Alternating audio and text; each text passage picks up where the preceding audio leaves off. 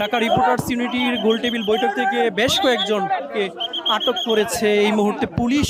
এর আগের ঘটনা যদি আপনাদেরকে জানিয়ে রাখে যে একটি ঢাকা রিপোর্টার্স ইউনিটিতে ৭১ মঞ্চ নামে একটি গোলটেবিল বৈঠকের আয়োজন করা হয়েছিল জেড আই খান পান্নার নেতৃত্বে, এবং আমরা দেখেছি কিছুক্ষণ আগেই কিন্তু লতিফ সিদ্দিকীকে কিন্তু যথাযথ আটক করে কিন্তু পুলিশের হাতে সুপর্দ করেছেন। এই মুহূর্তে বেশ কয়েকজন যে আরও আওয়ামী লীগের যে নেতাকর্মীরা রয়েছে তাদেরকে কিন্তু আসলে আটক করা হয়েছে এবং পুলিশের হাতে সুপর্দ করে দেওয়া হচ্ছে।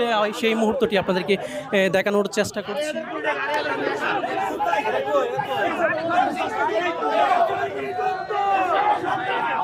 ঢাকা রিপোর্টার্স ইউনিটিতে একের পর এক আওয়ামী লীগের যে নেতাকর্মী রয়েছে তাদেরকে কিন্তু আসলে তুলে নিয়ে যাওয়া হচ্ছে পুলিশের পিছন ভ্যানে করে। আমরা সেটি আপনাদেরকে দেখানোর চেষ্টা করছি।